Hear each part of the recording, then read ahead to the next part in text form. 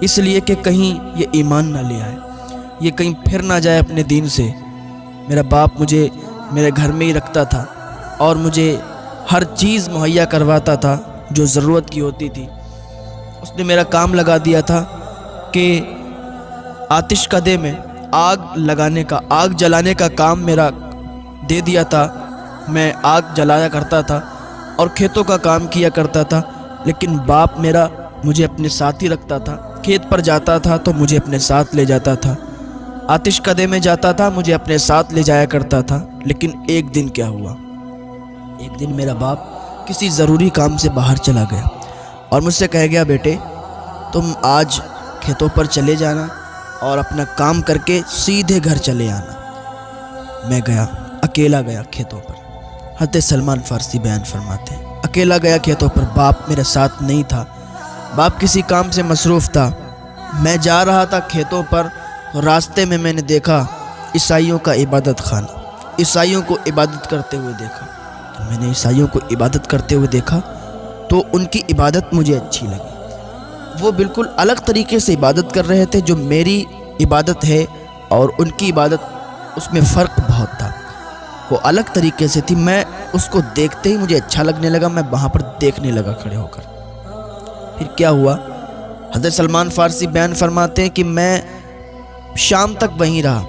میں نے شام تک وہیں دیکھا، عبادت خانے میں کچھ لوگ عبادت کر رہے ہیں، آ رہے ہیں جا رہے ہیں، عبادت کر رہے ہیں۔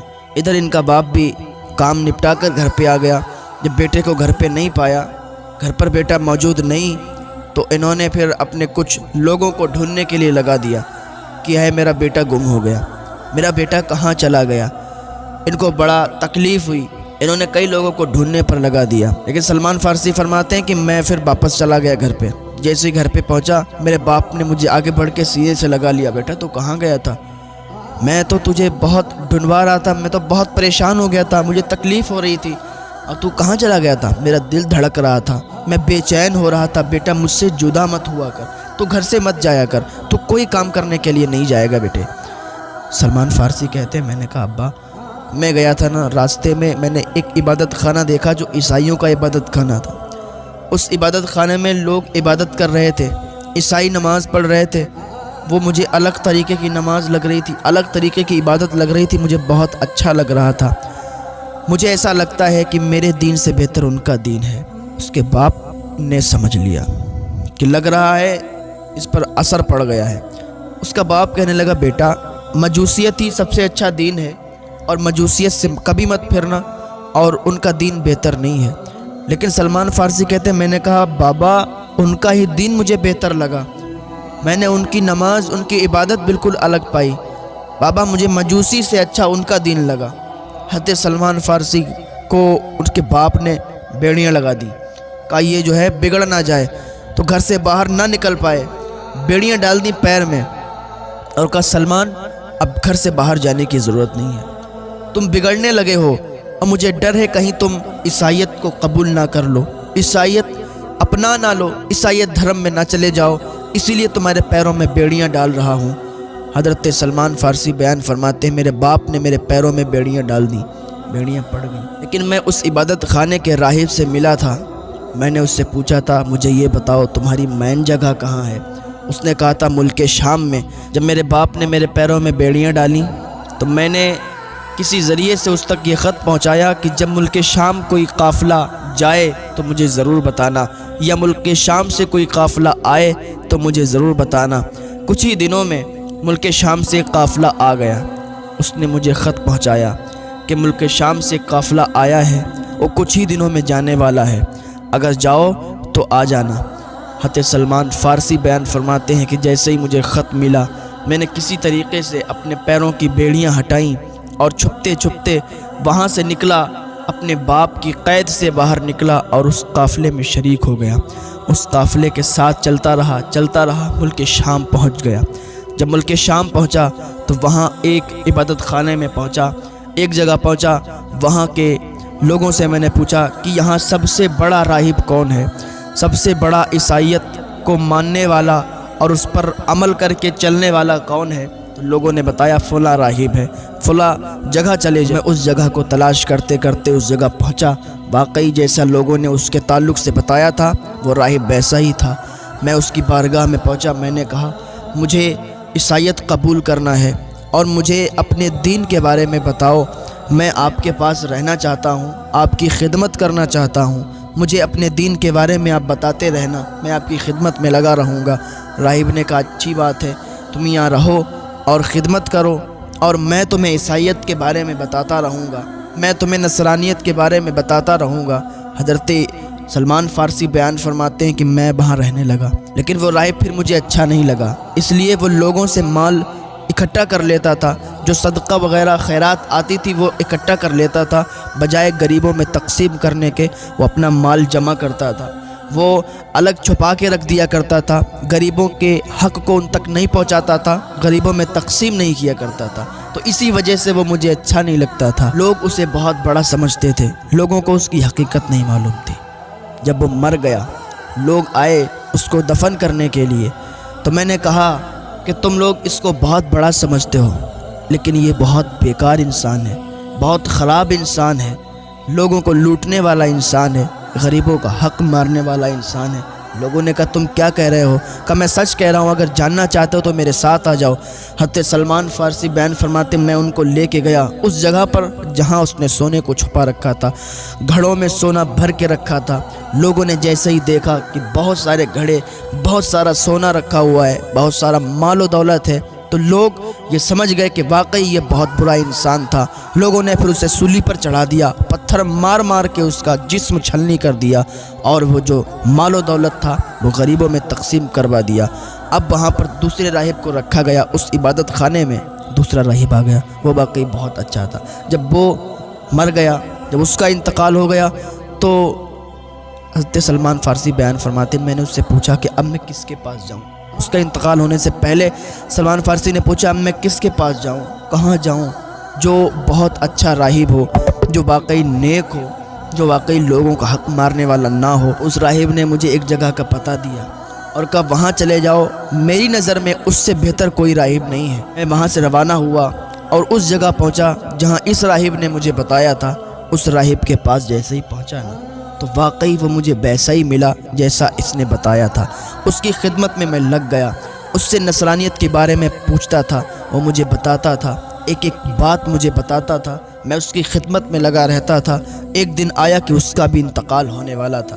میں نے اس سے پوچھا کہ اب مجھے کہاں جانا چاہیے، تو اس نے کہا کہ فلاں جگہ ایک راہب ہے جو بہت ہی اچھا راہب ہے، اور اس کے علاوہ اور کوئی ایسا راہب نہیں ہے جو تم جس کے پاس جاؤ جو نیک ہو۔ تو میں اس کے کہنے پر اس کا انتقال ہو گیا، اس کے بعد میں اس راہب کے پاس گیا۔ اس طریقے سے میں راہبوں کے پاس جاتا رہا، اس راہب کے پاس گیا، اس کی خدمت میں رہا، باقی وہ ویسا ہی پایا جیسا اس نے بتایا تھا۔ لیکن اس راہب کا بھی تھوڑے دنوں کے بعد انتقال ہونے والا تھا، وہ آخری راہب تھا میری اس زندگی میں۔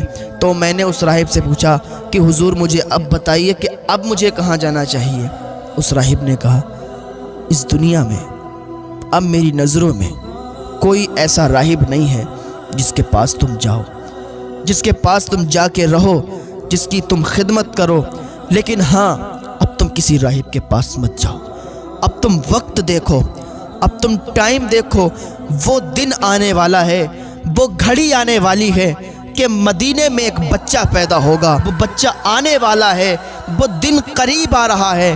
اب میں تو جا رہا ہوں، اب کوئی راہب تمہیں نہیں ملے گا، اب جس کے پاس تمہیں جانا ہے وہ کوئی عام انسان نہیں ہے بلکہ اللہ کا نبی بن کے آئے گا جس کا نام محمد ہوگا۔ حضرت سلمان فارسی کہتے ہیں میں نے پوچھا اس کی نشانی تو بتائیے، اس کی نشانی کیا ہوگی؟ وہ راہب کہتا ہے اس کی 3 نشانیاں ہوں گی۔ پہلی نشانی وہ ہے کہ وہ ہدیہ قبول فرمائیں گے، دوسری نشانی وہ ہے وہ صدقے کا کھانا نہیں کھائیں گے، اور تیسری نشانی یہ ہے کہ ان کے دونوں شانوں کے درمیان مہر نبوت ہوگی۔ میرے بیٹے تم اس رحمت والے نبی صلی اللہ تعالیٰ علیہ وسلم سے ضرور ملاقات کرنا، ضرور ملنا۔ اتنا کہنے کے بعد وہ راہب انتقال کر گیا، وہ راہب بھی اس دنیا سے چلا گیا۔ میں سوچ رہا تھا کہ میں عرب شریف کیسے جاؤں، میرے پاس تو کچھ ایسا سامان نہیں ہے، کچھ ایسا سادھن نہیں ہے، کوئی سواری نہیں ہے، کیسے جاؤں؟ تو مجھے خبر ملی کہ ایک قافلہ عرب شریف جا رہا ہے۔ تو جب میں اس راہب کے پاس رہا کرتا تھا، میں نے رقم تھوڑی جمع کی تھی، تو میں نے کچھ بکریاں اور کچھ گائے لے لی تھی، جانور لے لیے تھے۔ تو میں نے ان جانوروں کو ان قافلے والوں کے حوالے کر دیا کہ اگر تم مجھے عرب شریف لے چلو گے تو یہ جانور، یہ گائے اور بکریاں میں تمہیں دے دوں گا۔ انہوں نے کہا ٹھیک ہے۔ حضرت سلمان فارسی بیان فرماتے ہیں کہ میں نے قافلے والوں کو یہ گائے اور بکریاں دے دیں اور ان کے ساتھ روانہ ہو گیا۔ اب یہ قافلہ چلنے لگا، عرب کی اور جا رہا تھا، لیکن جب وادی قرا میں پہنچے تو قافلے والوں نے مجھ پر ظلم کیا اور مجھے ایک یہودی کے ہاتھ بیچ دیا، مجھے اس کا غلام بنا دیا۔ یہودی مجھے اپنے شہر لے گیا، وہاں میں نے بہت کھجوروں کے درخت دیکھے۔ میں نے سوچا شاید یہی وہ شہر ہے جس کے تعلق سے راہب نے مجھے بتایا تھا۔ چنانچہ میں اس یہودی کے یہاں کام کرتا رہا، اس کا غلام تھا۔ ایک دن اس کا چچا زاد بھائی آیا، اس یہودی نے مجھے اپنے چچا زاد بھائی کے ہاتھ بیچ دیا، میں اب اس کا غلام بن گیا۔ چنانچہ وہ اس کا چچا زاد بھائی مجھے لے کر مدینہ منورہ پہنچا۔ اللہ کی قسم جب میں مدینہ منورہ پہنچا میں بہت خوش تھا، میں بہت خوش ہو گیا کہ جس جگہ میں آنا چاہتا تھا آج اس جگہ آ گیا۔ جو نشانیاں مجھے راہب نے بتائی تھی کہ وہاں بہت زیادہ کھجوروں کے درخت ہوں گے اور وہ میں نے وہاں پا لیے۔ اب میں منتظر تھا کہ میرے کانوں میں وہ صدا گونجے کہ اس پاکیزہ ہستی نے مدینہ منورہ کو نوروار کر دیا ہے، اس کی آمد کی خبر سابقہ آسمانی کتب میں دی گئی ہے۔ بالآخر انتظار کی گھڑیاں ختم ہوئیں، میں کھجوروں کے درخت پر چڑھا ہوا تھا، میں کھجوریں توڑ رہا تھا، وہی میرا مالک آیا اور چیختا چیختا کہنے لگا اللہ فلاں قبیلے کو برباد کرے۔ وہ لوگ مقام قبا میں جمع ہیں اور ایک ایسے شخص کا دین قبول کر چکے ہیں جو مکہ سے آیا ہے اور وہ اپنے آپ کو اللہ رب العزت کا نبی کہتا ہے۔ اس قبیلے کے اکثر لوگ اپنے آباء و اجداد کا دین چھوڑ کر ایمان لا چکے ہیں۔ جب میں نے اپنے مالک کے چچا زاد بھائی کی یہ بات سنی تو میں اتنا خوش ہوا، اتنا خوش ہو گیا کہ گویا کہ میں اس کے اوپر گر جاتا، لیکن میں نے اپنے آپ کو سنبھال لیا کہ منزلیں قریب ہیں، اس ذات سے ملنے والے ہیں جس کے تعلق سے راہب نے بتایا تھا، وہ ذات آج ایسا لگتا ہے مل جائے گی۔ وہ نیچے اترے۔ حضرت سلمان فارسی کہتے کہ میں نیچے اترا، میں نے اپنے مالک کے چچا زاد بھائی سے کہا ذرا دوبارہ بتانا تم کیا بتا رہے ہو۔ جب میں نے اتنا کہا نا تو اس کو غصہ آ گیا، اس نے ایک تھپڑ مجھے مارا اور کہا اپنے کام سے کام رکھو۔ سلمان فارسی کہتے میں دل میں تو بڑا خوش تھا کہ لگ رہا ہے وہ گھڑی آنے والی ہے، اس ہستی سے ملنے والا ہوں جس کے تعلق سے راہب نے بتایا تھا، بڑے خوش تھے دل میں۔ حضرت سلمان فارسی فرماتے کہ میں نے کچھ رقم جمع کر رکھی تھی، میں اس رقم کو لے کر چپکے سے بازار گیا، بازار سے کچھ کھانے کی چیزیں خریدیں اور خریدنے کے بعد اس نبی کا پتہ ڈھونڈتے ڈھونڈتے اس نبی کی بارگاہ میں چلا گیا اور جانے کے بعد میں نے وہاں پر جا کے اور کہا کہ حضور میں یہ چیزیں لایا ہوں کھانے کی، صدقہ لایا ہوں، اس صدقے کو آپ لے لیں۔ تو حضور صلی اللہ تعالیٰ علیہ وسلم نے صحابہ کرام کو بلایا اور کہا یہ صدقے کی کچھ چیزیں ہیں، یہ لو کھاؤ۔ پھر میں واپس چلا آیا، پھر میں نے کچھ رقم لی اور بازار گیا، کچھ دنوں کے بعد بازار گیا، وہاں سے میں نے کچھ چیزیں لیں اور پھر میں ان کی بارگاہ میں حاضر ہوا۔ میں نے کہا حضور یہ میں کچھ چیزیں لایا ہوں آپ کے لیے، آپ کے صحابہ کے لیے، یہ کھا لیجئے۔ حضور صلی اللہ تعالیٰ علیہ وسلم نے صحابہ کو بلایا، خود بھی وہ چیزیں کھائیں اور صحابہ کو بھی کھلائیں۔ حضرت سلمان فارسی کہتے ہیں میری دوسری بھی نشانی پوری ہو گئی۔ کچھ دنوں کے بعد میں جنت البقیع کی طرف جا رہا تھا، دیکھا وہاں پر حضور صلی اللہ تعالیٰ علیہ وسلم تشریف فرما ہیں۔ اب میرے دل میں تو یہ تمنا تھی کہ وہ آخری نشانی پوری ہو جاتی تو میں مطمئن ہو جاتا۔ دو نشانی تو پوری ہو گئیں، آخری نشانی بچی ہے کہ دونوں شانوں کے درمیان مہر نبوت ہے۔